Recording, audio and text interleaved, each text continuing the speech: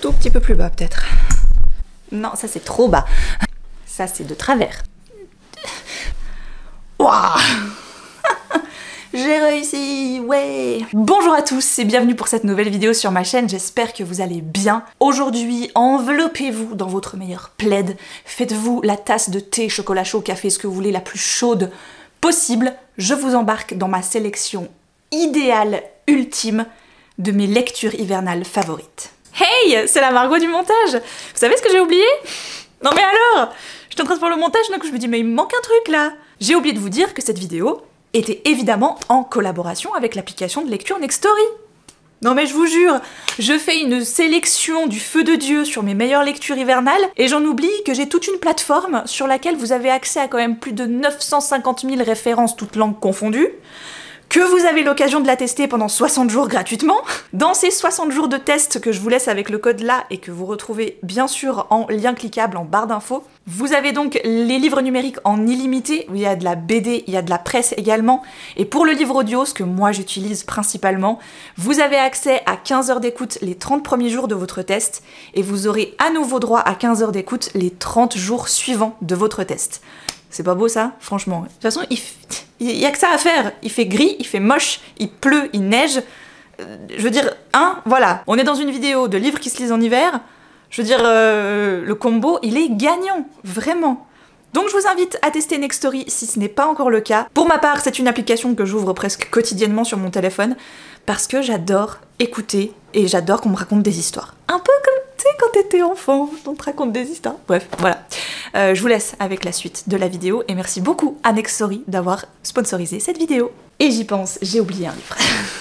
J'en avais oublié un livre. Non mais vous imaginez des choses pareilles. Pour la plupart, j'ai essayé de les sortir histoire de les avoir physiquement entre les mains. Je trouve que des fois c'est plus sympa de montrer le livre que d'avoir une couverture fixe.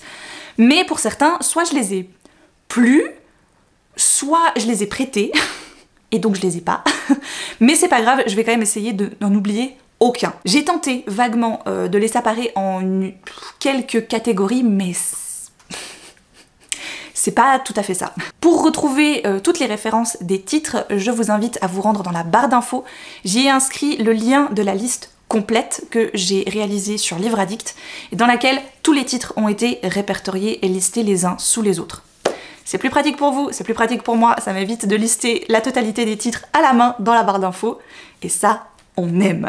Je vais commencer avec une catégorie dans laquelle je me sens sûre, tu vois, où je pense que j'en ai lu tellement que aujourd'hui j'ai atteint, je pense, le seuil de me dire, à force de, j'ai l'impression que j'ai fait le tour, et que si j'en lisais encore et encore et encore aujourd'hui, probablement que c'est des livres qui me marqueraient beaucoup moins. D'ailleurs, dans cette sélection, il y a une série, je pense que si je la lisais aujourd'hui pour la première fois, elle me saoulerait.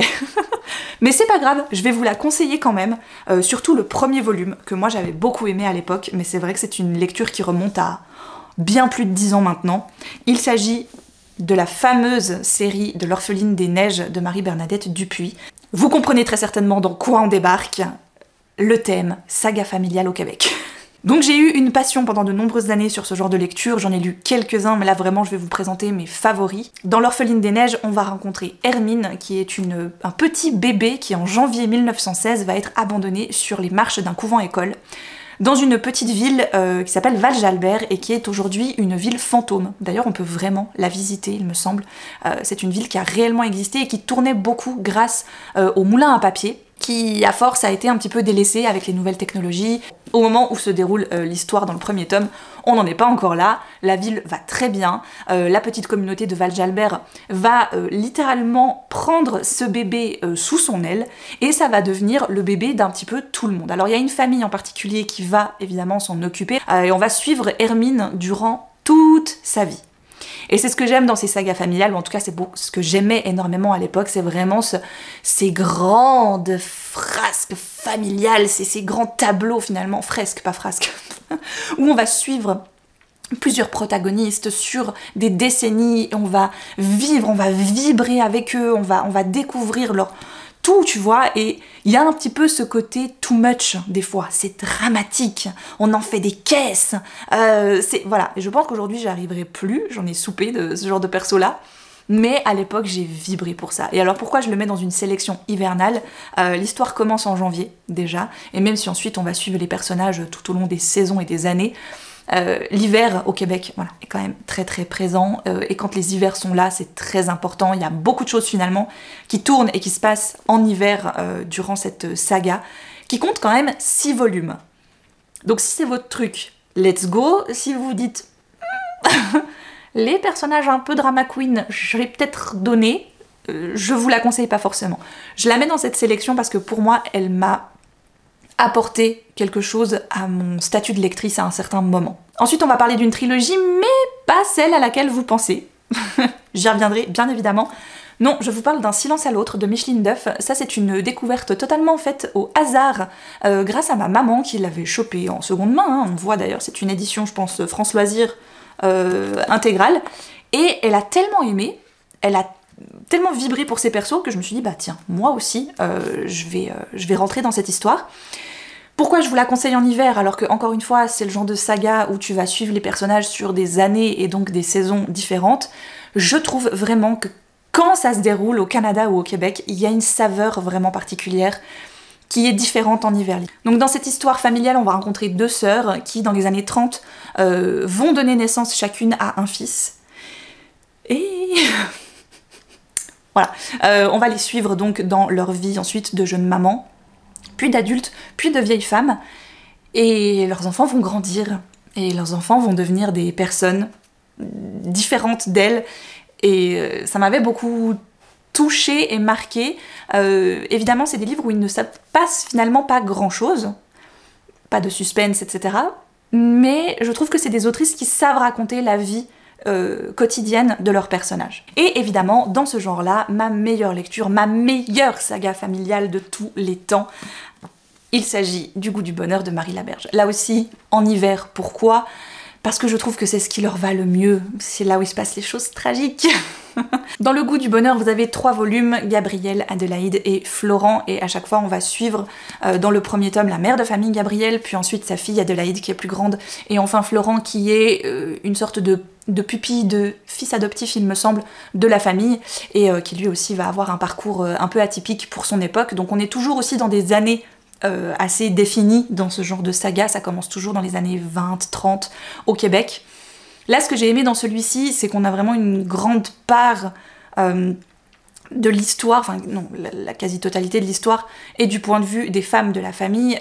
C'est des histoires qui te mettent un peu à mal au niveau des sentiments et des émotions, hein, donc je vous mets en garde, mais magnifique cette lecture. Ensuite, je vais passer dans un truc un petit peu plus thriller, polar assez noir, assez... voilà, donc j'ai 2 Franck Tillier que j'ai plus, parce que bah au fur et à mesure de... voilà, des déménagements, des boîtes à livres, des rangements, bah, je m'en suis séparée parce qu'ils sont bons, je les ai bien aimés, mais pas au point de les garder dans ma bibliothèque. Mais je vous les conseille quand même, ça fait quand même partie des lectures qui m'ont vraiment tenue en haleine, notamment il y avait Puzzle, qui a été ma première entrée en matière avec Franck Tillier, qui est quand même un auteur de thriller assez reconnu aujourd'hui, hein, on va pas se mentir, et qui m'a vraiment fait tomber dans les méandres de son puzzle, quoi, voilà. Je me souviens encore avoir pris ce bouquin, et Alice était toute petite encore, au moment où je l'ai lu, elle devait avoir peut-être 1 an et demi, 2 ans, ouais 2 ans je pense par là autour, et donc lire vraiment plusieurs heures d'affilée, j'en étais revenue à un rythme de lecture quand même plus lent qu'avant la naissance de notre fille, ce qui est normal, évidemment. J'ai ce souvenir de ce livre, et c'est pour ça que je l'ai mis dans cette sélection. C'est un des premiers livres où je l'ai dévoré en 48 heures, tu sais. Et ça faisait longtemps que ça m'était pas arrivé avec, tu vois, le quotidien, la vie, tu sais, t'as le travail, enfin bref, tu vois. Et là, celui-ci, je l'avais bouffé en 48 heures. Donc l'histoire en tant que telle, écoutez, je sais qu'il y a un truc qui se passe dans un asile désaffecté à un moment donné. Il y a un personnage qui ne se souvient plus de tout, qui a à moitié perdu la mémoire d'un événement tragique qui s'est passé, mais il y a un truc avec une chasse au trésor. Et ils sont plusieurs à s'être inscrits pour cette chasse au trésor qui prend vraiment des proportions à travers presque toute la France. Et on leur dit tout le temps, ce que vous allez vivre, ça fait partie du jeu, ça fait partie du jeu, ça fait partie du jeu. Jusqu'à un moment donné où tu sais plus trop si le jeu en vaut vraiment la chandelle. Et vraiment encore le jeu où... si c'est pas en train de tourner au vinaigre. Voilà, c'est le souvenir que j'en garde, et surtout j'en garde cette frénésie de lecture. Après, c'était mon premier. Peut-être que si j'en avais lu d'autres de l'auteur avant, celui-ci m'aurait peut-être moins marqué. Mais ce que j'aime bien, c'est que c'est un one-shot. Franck Tillet, il a quand même beaucoup de séries avec des personnages qui reviennent, là c'est pas le cas. Donc c'est vrai que c'est un qui m'avait plutôt bien plu, voilà. Et le deuxième, c'est La Forêt des Ombres, toujours de Franck Tillet. Honnêtement, perfectible. C'est pas le meilleur de l'auteur, je pense. Il y a plein d'incohérences, il y a plein... Mais là, encore une fois, je sais pas, il a réussi à me choper, tu sais, et à dire... Maintenant, t'as commencé, tu vas vraiment vouloir savoir ce qui se passe. Et là, ce que j'ai aimé dans celui-ci, c'est que on se retrouve... Là aussi, endroit perdu, isolé du monde, dans un petit chalet, dans la forêt noire d'Allemagne. Et un auteur qui veut absolument... c'est un auteur ou c'est pas un auteur? Bref, c'est un gars qui veut qu'un autre gars lui fasse sa biographie. Et donc il va venir avec toute sa famille, dans ce chalet, avec ce vieux monsieur, pour écrire sur son histoire.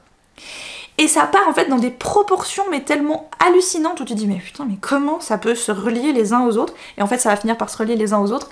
Et alors c'est parfois fait un peu avec des gros sabots, mais j'ai trouvé que finalement c'était assez efficace. Voilà. Là encore une fois je me suis totalement laissée happer et en fait je l'ai lu. Point barre. Là on sort un petit peu mais on est quand même dans le roman policier.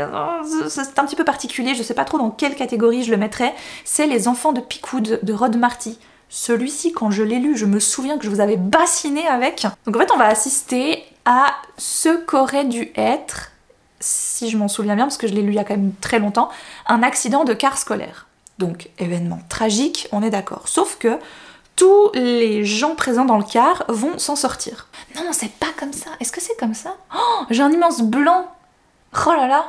Et le résumé est pas très révélateur, donc, ce qui est bien aussi. Hein. Donc les enfants et les profs qui étaient dans ce car scolaire vont s'en sortir vivants, mais un peu à la destination finale, tu sais, en mode genre, normalement ces gens auraient dû mourir.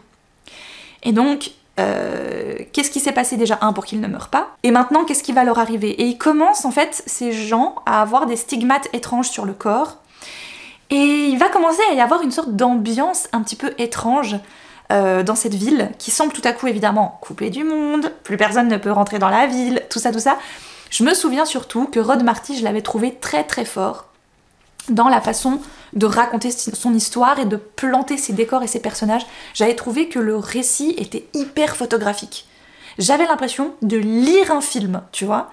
Alors autant quand je lis, j'ai l'image en tête, j'ai la scène, mais comme tu avances petit à petit dans ta lecture, tu vois, c'est très doucement, ça se modifie, puis ça change, puis voilà. Là, tu sais, ça coulait de source. Et j'ai trouvé le rythme très bon, il est pas énorme, et je trouvais qu'il allait à l'essentiel. Il y a vraiment cette ambiance hyper étrange, limite un peu mystique à un moment donné, que moi j'ai trouvé fascinante. Pour l'ambiance et le décor très neige, etc., évidemment je vais vous mettre aussi Le Fracas et le Silence, qui était un bon polar noir, on va dire pour déjà des adolescents. Ce que je trouve bien parce qu'il n'y en a pas beaucoup, c'est pas un style qui est très répandu pour le public jeunesse et ado. On a plutôt des petits romans policiers, des romans à énigmes, ça il y en a quelques-uns, mais du polar noir c'est quand même assez particulier, c'est souvent très sombre, très, très tragique. Là ça va être ça, vu qu'on va rencontrer un adolescent qui va bientôt avoir 18 ans.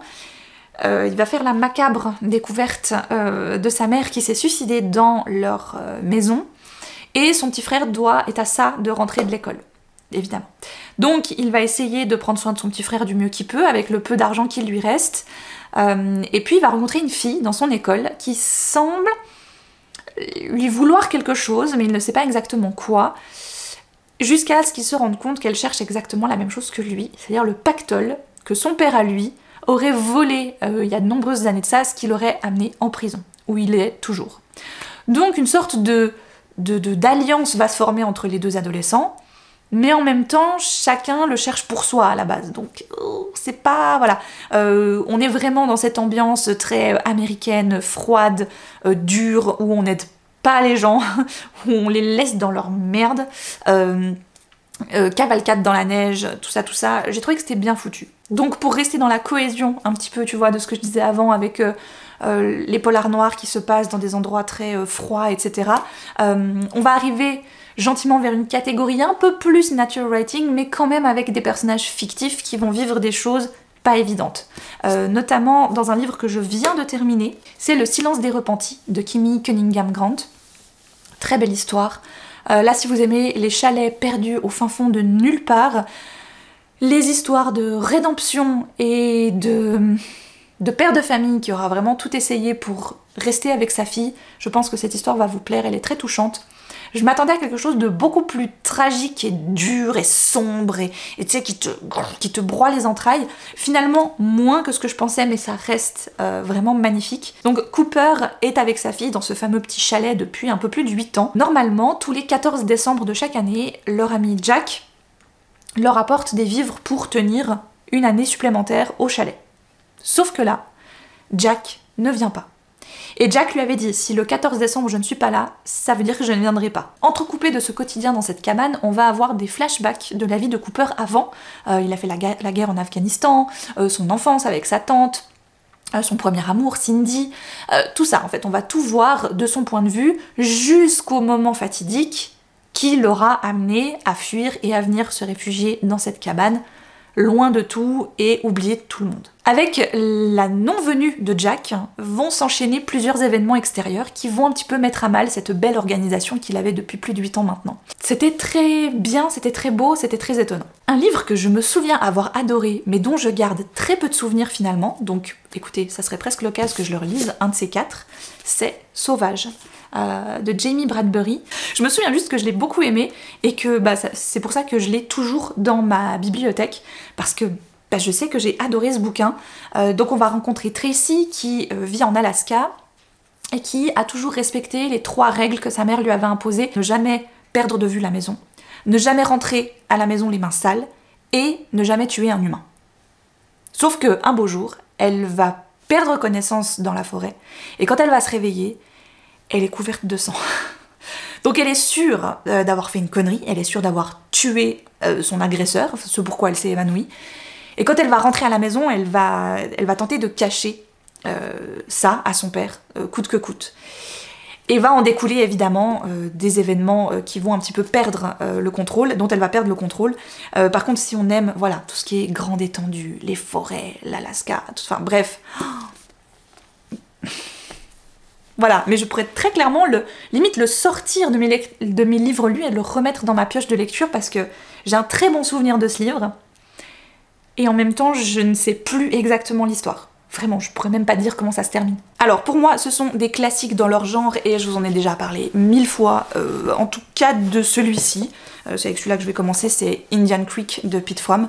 Alors aujourd'hui, il a plus cette tête-là, hein, mais c'est juste que ça fait longtemps que je l'ai. Donc Indian Creek, ça va nous raconter l'histoire de Pete Fromm, qui a vraiment décidé, il avait la petite vingtaine, même pas, de se dire, bah tiens, la fac, les gens, la vie en ville et tout, ça me saoule, je vais postuler pour devenir gardien, non mais tenez-vous bien, gardien de saumon, ou de poisson, là je sais plus ce que c'est, dans les Rocheuses, tout ça, tout seul, avec ma tante et un chien. Mais quelle bonne idée, Pete. Alors c'est une super idée, sur le principe il va adorer, et en même temps, ça va être chaud quoi, voilà, parce qu'il est préparé mais vite fait, et ça reste quand même difficile, voilà. Mais j'en garde un super souvenir, je trouvais que c'était une lecture à la fois très nature, les grands espaces, aussi la perception d'un homme qui, quand il redescend de sa montagne pour aller un petit peu voir ses copains, la vie et tout, ben en fait ça l'agresse plus qu'autre chose. J'aime bien ces personnages qui ne matchent plus totalement avec la société, tu vois. Et en même temps, c'est drôle. Il y a ce côté où Pete Fromm, c'est un gars comme tout le monde. C'est vraiment un super écrivain et en plus ça a l'air d'être un gars franchement sympa, tu vois, j'aimerais bien le rencontrer dans la vraie vie. Je dis pas ça pour beaucoup d'auteurs, parce qu'il y en a, la plupart j'aimerais pas les rencontrer. Un autre classique dans son genre, c'est bien évidemment Dans les forêts de Sibérie de Sylvain Tesson, que je sais pas où il est. Voilà, encore, il y a des livres comme ça que je sais que j'ai, et qui ont disparu. Alors soit j'ai dû les prêter à quelqu'un, bon bref, je devrais faire un listing, mais je prête à assez peu de monde mes livres, donc...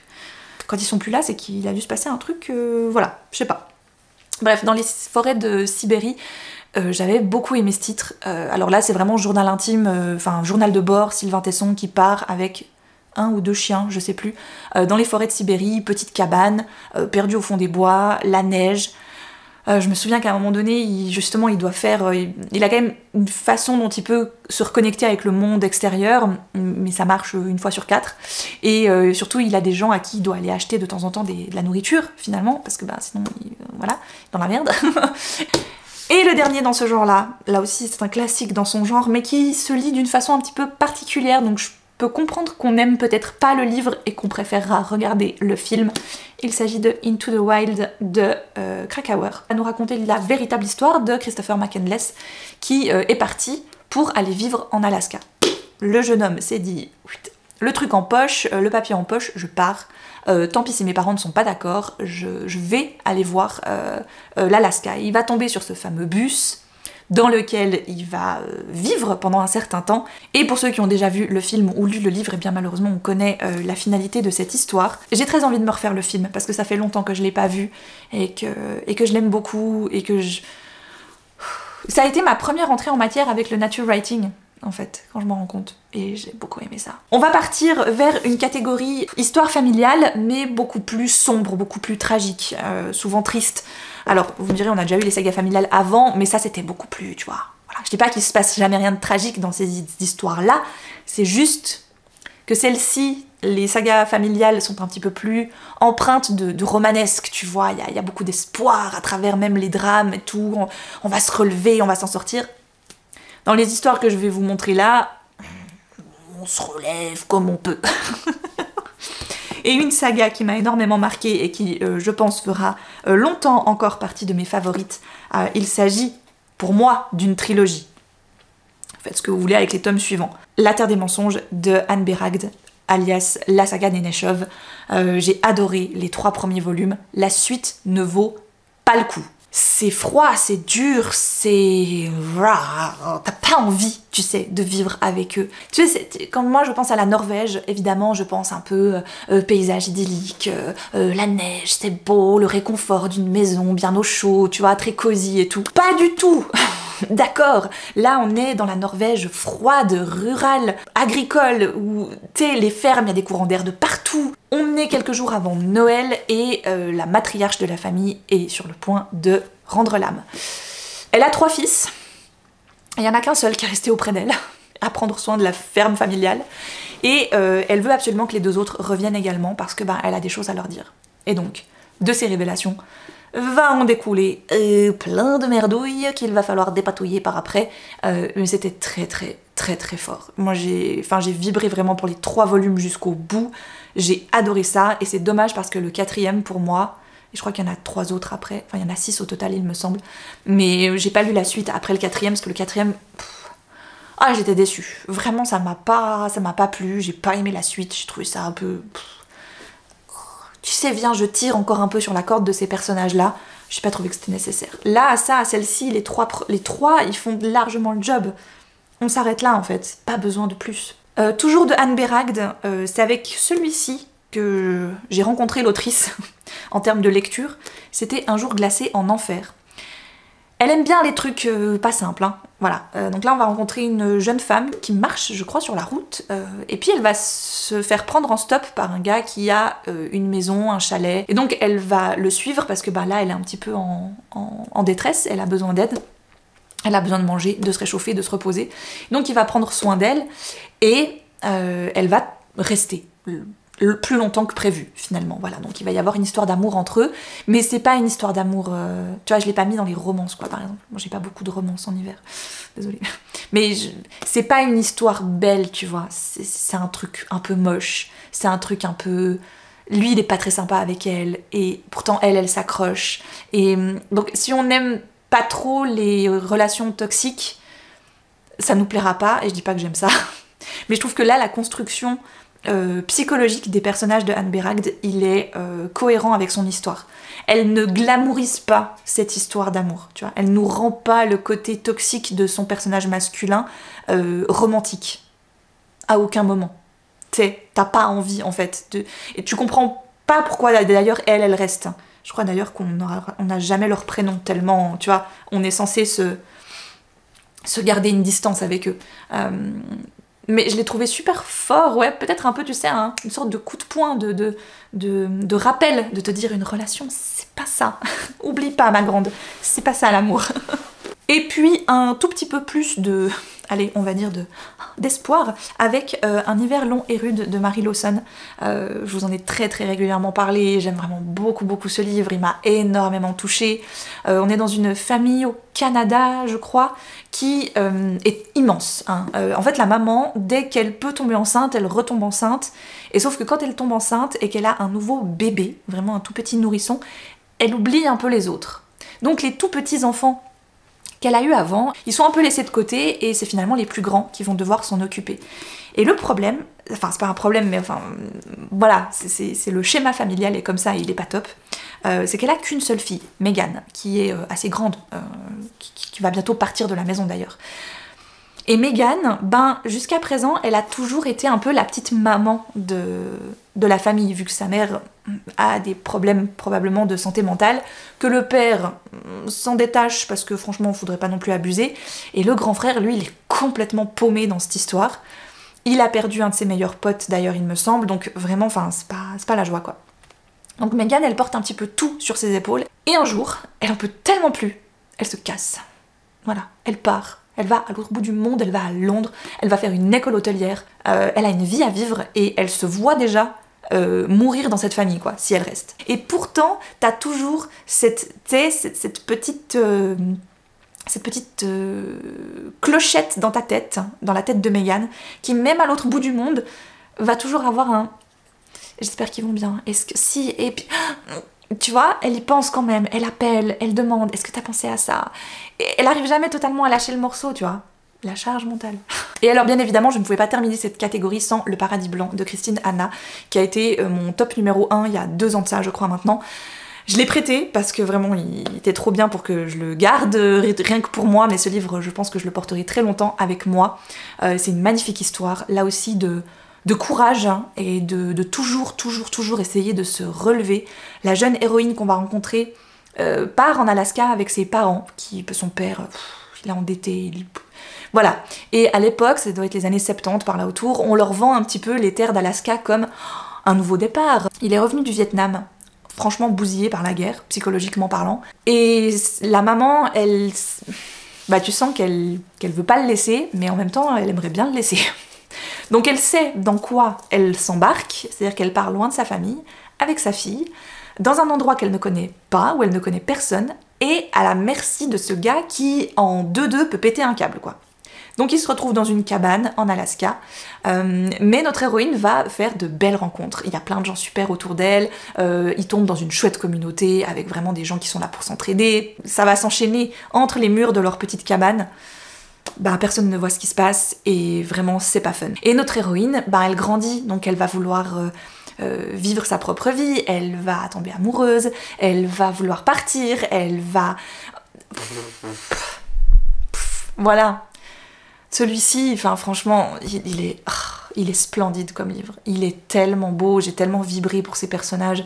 C'est à la fois triste, mais en même temps c'est empreint d'espoir, tu sais. Enfin, je vais poursuivre avec un côté un petit peu plus, un peu magique, mais pas totalement, sur celui-ci. La fille de l'hiver, de Eowyn Ivey. J'ai ce livre, bah vous voyez, je l'avais même pris en grand format à l'époque quand il était sorti, donc ça date quand même maintenant. Attends, je serais curieuse. 2012. Voilà. C'est une réécriture d'un conte russe, vous le connaissez peut-être très certainement, le fameux couple qui ne peut pas avoir d'enfants. Là, je crois qu'ils se sont d'ailleurs réfugiés, ils sont partis eux aussi en Alaska, histoire de, voilà, de ne plus être dans cet environnement où ils n'ont jamais pu avoir d'enfants. Et on est un soir, neige, tout ça, je sais pas, ils font un petit peu ils deviennent un peu de nouveau des grands enfants, ils décident de faire un bonhomme de neige tous les deux dans leur jardin. Voilà. Le lendemain, le bonhomme de neige a disparu et une petite fille traîne dans la forêt.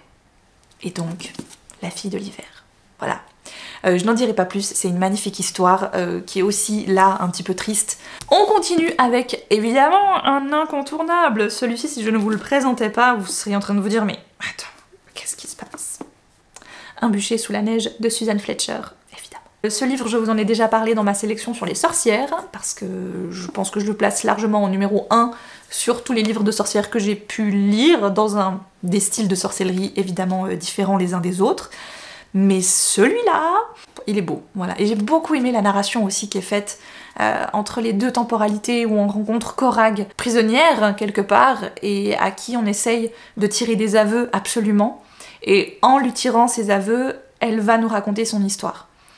Et à travers son histoire, on va rencontrer sa mère, qu'elle a dû quitter, qui a dû partir, qu'elle a perdu.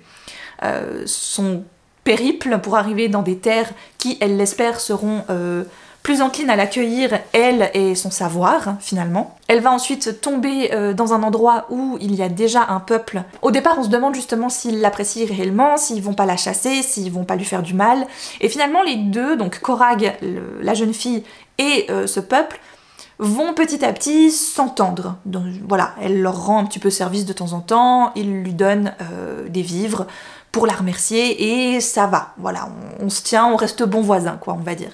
Mais elle va être petit à petit mêlée à des choses qui les concernent, beaucoup plus importantes, qui la dépassent, quoi, littéralement. Et c'était trop... Voilà. J'aime vraiment beaucoup trop ce livre. Évidemment, deux trilogies totalement fantasy et totalement hivernales, je ne pouvais pas ne pas vous les présenter.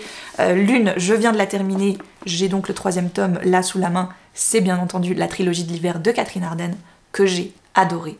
Voilà. Si vous aimez tout ce côté un peu très folklore, légende, de pays finalement qu'on connaît assez mal, moi je connais très mal la Russie par exemple, elle va nous parler de ce Moyen-Âge russe, des croyances qui vont se friter littéralement l'une et l'autre entre les croyances païennes et le christianisme qui arrive avec ses grands sabots et qui veut éradiquer tout le reste. Et au milieu de tout ça, nous avons notre héroïne Vassia qui, elle, a ce don un petit peu que les gens ont peu à peu perdu, celui de parler au petit peuple et aux différents esprits qui peuplent les forêts, qui peuplent les maisons. Et elle va essayer de rassembler et de tenir un peu à bout de bras ces deux croyances-là, finalement, ces deux montées en puissance qui prennent beaucoup de place, qui font beaucoup de bruit et qui font beaucoup de dégâts. Et à travers son périple, elle va rencontrer plein de personnages. Il y a beaucoup de gens de sa famille aussi qui vont la suivre et qui vont l'aider. Et c'est vraiment... Oh, c'était dingue, c'était fou. Voilà. Autant le premier tome est très introductif, il est un petit peu lent, il est un peu contemplatif, on est très dans la famille de Vassia, dans sa maison, dans sa forêt, il se passe déjà des choses pas cool, hein, mais voilà. Autant la suite est très... La deuxième trilogie, c'est Le Puits des Mémoires de Gabriel Katz. Je vous ai parlé de l'auteur il y a pas très longtemps parce qu'il est revenu en force avec une réécriture des légendes arthuriennes. Donc Le Puits des Mémoires, c'est une trilogie que j'aimerais bien relire, n'empêche. Oui, parce que j'en garde un excellent souvenir, je sais juste plus trop tous les tenants et aboutissants parce qu'elle est quand même assez complexe. Ce que je me souviens, c'est qu'on va rencontrer 3 personnages qui, quand ils vont se réveiller d'un accident, ont totalement perdu, ils savent plus qui ils sont, donc pas de prénom, pas d'histoire, pas de rien, que dalle. Ils savent même pas s'ils sont censés être amis, s'ils sont ennemis, s'ils viennent des mêmes contrées, que rien. Et donc ça va être petit à petit leur quête de retrouver, pourquoi ils sont toujours vivants, parce que clairement ils auraient dû mourir dans cet accident, pourquoi ils ont plus de mémoire, d'où est-ce qu'ils viennent, et en fait tu découvres un truc dans un monde imaginaire qui prend des proportions folles. Voilà, si vous n'avez jamais lu de fantasy de Gabriel Katz, je vous le dis, foncez. Parce que les histoires sont incroyables, les personnages sont fabuleux, mais vraiment, moi je les déguste à chaque fois parce que il arrive à leur donner un petit peu de cet humour que tu adores, parce que je sais pas vous, mais quand je regarde un truc qui se veut très chevaleresque, un peu fantasy, comme ça, machin et tout, je trouve que souvent il manque un peu d'humour. Et quand t'as 1 ou 2 personnages qui donnent un petit peu, tu sais, ce ton un petit peu plus drôle, alors que la situation ne l'est pas du tout, ça apporte un peu de véracité à l'histoire. Ça semble beaucoup plus plausible d'avoir un Tyrion Lannister, par exemple, tu vois, qui tout à coup va dire une énormité là au milieu, alors qu'il n'y a absolument rien de drôle. Gabriel Katz, il est assez doué pour ça. Voilà, c'est mon J.R.R. Martin francophone. On arrive dans... Ah bah non, ceux-ci, je me suis trompée, j'aurais pu les mettre Ou j'aurais pu les mettre avec une autre catégorie, ils étaient perdus sous les autres, navré. Mais c'est pas grave. C'est le premier livre que j'avais chroniqué sur mon blog à l'époque. Je m'en souviens. Premier livre que j'ai chroniqué. Il s'agit de La Petite Chartreuse de Pierre Péju. Ok. C'est un livre que j'ai lu il y a 18 ans. Ouais, oh purée. Ben oui. C'est le premier livre que je me suis acheté au moment où j'ai commencé mon apprentissage de libraire. Donc ça va faire bientôt 18 ans. Dans La Petite Chartreuse, on va rencontrer un homme qui est libraire, je crois, et il est très baraque, voilà, il conduit une petite camionnette comme ça et tout. Et il va faire un accident. Malheureusement, la petite fille va être fortement blessée. La petite fille qui l'a renversée, elle va être très blessée. Et donc il va s'en vouloir, évidemment. Donc il va tout faire après coup pour se rapprocher de cette petite fille et l'aider du mieux qu'il peut, tu vois, dans sa rééducation, dans juste, tu sais, la vie, voir la vie du bon côté, la réaider à parler aussi. Elle parle pas du tout. Et donc avec les livres, tu vois, lui, son talent de libraire, c'est d'amener les mots aux gens. Et il va l'aider d'une certaine façon. Et oh, rien que d'en parler, ça me rebouleverse parce que je sais très... Enfin, finalement, je me souviens beaucoup mieux que ce que je pensais de ce livre. Et je me rappelle que la fin m'avait bouleversée, quoi. Voilà. Et il y a un truc, je crois, aussi avec l'institutrice de la petite fille ou son aide-soignante, je ne sais plus, qui va un petit peu tomber sous le charme de ce duo insolite, de ce grand monsieur qui a l'air vraiment très gêné, tu sais, par son propre corps, dans ses mouvements et tout. Et cette petite fille toute fragile, toute fluette, qui en plus ne parle plus, qui a l'air un peu désemparée par la vie, quoi, finalement, là-dedans. C'était joli. Ouais, je crois qu'il perd le contrôle du véhicule à cause d'une plaque de verglas ou un truc, enfin... Il y a un film, d'ailleurs, qui existe, que j'ai vu, qui est pas mal du tout. J'ai mis dans cette sélection aussi L'année de grâce de Kim Liggett. Je me souviens qu'il y avait une grande partie qui se passait en hiver. J'avais beaucoup aimé cette histoire que j'ai trouvée super innovante, qui est un young adulte mais très intriguant, bien écrit. Donc tous les ans, je crois, ou dès qu'elles atteignent un certain âge, les jeunes femmes de cette petite communauté sont envoyées à l'extérieur de la ville et doivent survivre pendant 1 an dans la forêt. Donc on leur donne des indications, on les amène à un endroit bien précis, et ensuite, au revoir mesdames, démerdez-vous quoi, en gros. Et sauf que notre héroïne, eh ben, elle est un peu partagée sur cette façon de faire, il y a beaucoup de choses qui l'intriguent, elle veut aller plus loin que l'endroit où elles sont censées rester, elle sort énormément alors qu'on leur a dit qu'il ne fallait pas sortir. Il y a beaucoup de situations comme ça, où finalement sa confiance en elle et son envie d'aller voir plus loin vont être mis à mal par l'esprit de clan des autres. Et j'ai beaucoup aimé cet aspect-là, finalement, que, tu vois, ensemble, un groupe, le pouvoir du groupe, l'importance que ça peut avoir et les effets que ça peut faire sur les gens. C'était une très bonne lecture. Je l'ai beaucoup aimé, d'ailleurs, je l'ai gardé en me disant ça. C'est un livre que je ferais relire très volontiers. Celui-ci, je sais que je vous le présente alors que je crois qu'il n'existe plus. C'est La forêt des cœurs glacés de Anne Oursou, c'est une réécriture de La Reine des Neiges. J'ai trop parlé, elle a plus de batterie. Bon, c'est pas grave, j'ai dû changer d'emplacement pour qu'elle soit sur câble et donc sur secteur. Je vais terminer, il me reste 3 livres et demi. Donc pour vous reparler de celui-ci très rapidement, La forêt des cœurs glacés, on est donc clairement sur une réécriture de La Reine des Neiges, mais point de vue Hans Christian Andersen, hein, pas du tout Disney. Et je l'avais trouvée tellement innovante, différente, quelque chose de... à la fois plein d'espoir, évidemment, et en même temps, c'était très conte, tu vois, enfin ce que je veux dire, vraiment réécriture de conte, mais t'as toujours l'impression de lire un conte. C'est pas juste on a repris l'histoire et puis on en a fait quelque chose de très moderne, par exemple. Je le relirais, peut-être, ouais, avec ma fille, je me dis ça pourrait être... peut-être pas tout de suite, hein, elle est encore un petit peu jeune, mais j'avais trouvé ça passionnant. Vraiment, je l'avais trouvé génial. Mais je vous en parle pas en détail non plus, parce que je crois qu'il n'existe plus, donc ça sert à rien. On termine par 2 petites romances, quand même, histoire d'avoir un petit peu de légèreté dans cet hiver, quand même froid et rude, où tu nous as montré que des livres qui ont l'air d'être tristes et difficiles. Et je terminerai par une bande dessinée encore. Le premier, c'est Mission Houga de Caroline Franc. J'ai tellement aimé ce livre. Peut-être vous vous souvenez quand j'en avais parlé, mais je m'attendais tellement à rien le concernant. J'étais tellement partie en me disant...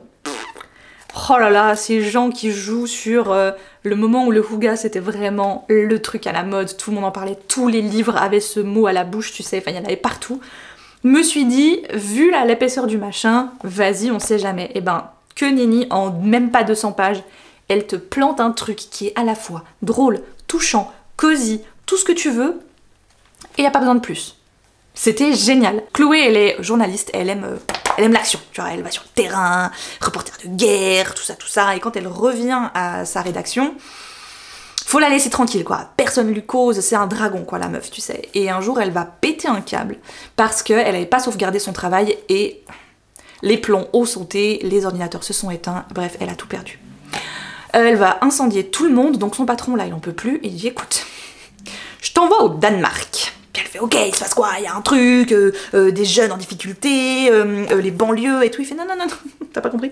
Tu vas aller au Danemark, dans la ville visiblement la plus heureuse du monde, et tu vas me dire pourquoi c'est censé être la ville la plus heureuse du monde.